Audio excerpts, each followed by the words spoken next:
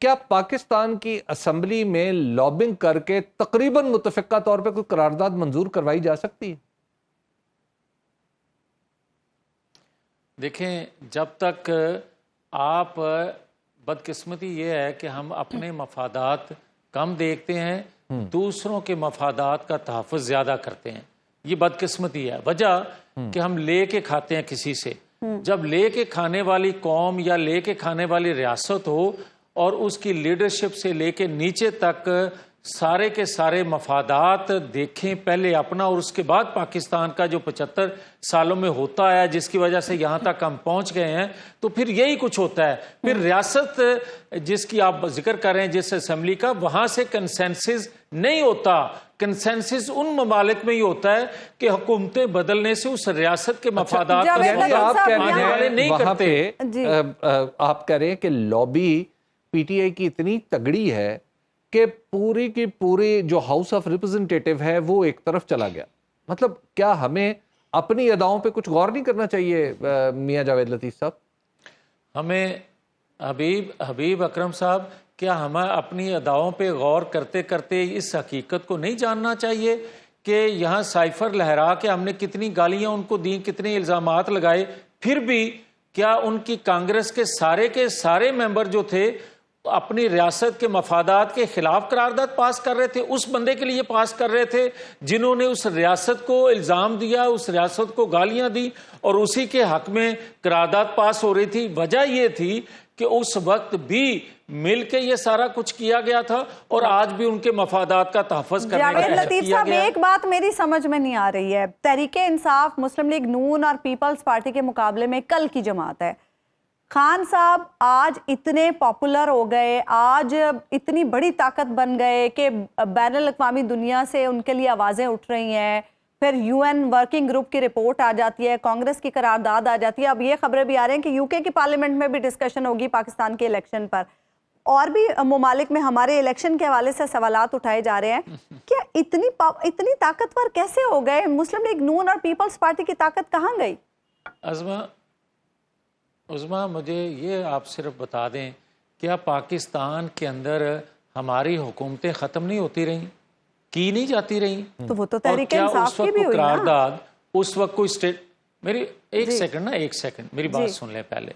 मुझे ये बताएं, 58(2) जो क्लॉज थी, उसके तहत पीपल्स पार्टी की और मुस्लिम लीग नून की हुकूमत ख़त्म हुई। जी बिल्कुल। मार्शल लॉ लगे, 99 में भी मार्शल लॉ लगा। किसी ने करारदाद मंजूर की इस तरह? क्या उनको इंसानी हकूक या जमहूरियत याद नहीं आई? और जो इमरान खान की हुकूमत ख़त्म हुई, जिसका आप जिक्र कर रही हैं, तो क्या अदम एतमाद के ज़रिए नहीं ख़त्म हुई?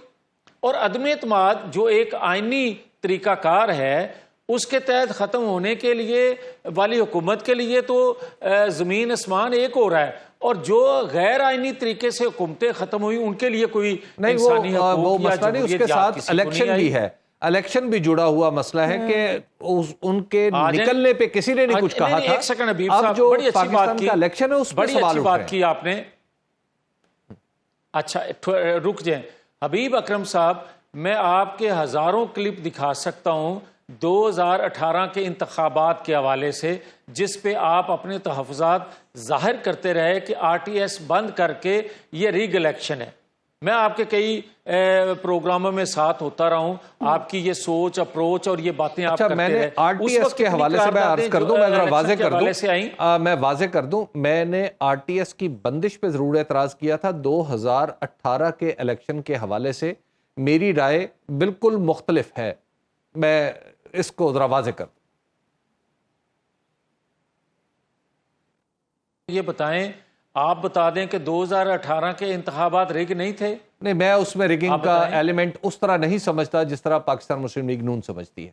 मैं इसलिए बात चूंकि उस तरफ हो नहीं रही, मैं इसलिए आगे बढ़ाते थे। अच्छा, आप नहीं एक सेकंड जी, नहीं 2018 के इंतखाबात और 2024 के इंतखाबात में कोई फर्क नहीं है।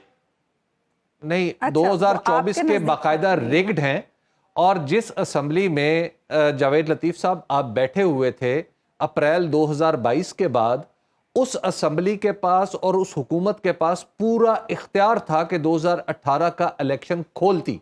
क्योंकि उस असेंबली में बैठते ही आप सब लोगों ने एतराजात ये किए थे कि ये इलेक्शन रिग्ड है। अच्छा, आपने वो इलेक्शन रिग्ड इख्तियार होने के बावजूद उस इलेक्शन को नहीं खोला।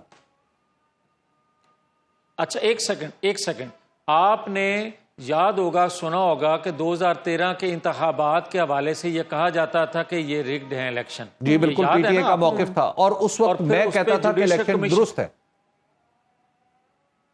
अच्छा, एक सेकंड, फिर हमने उस पे जुडिशियल कमीशन बनाया ना? जी बनाया जी।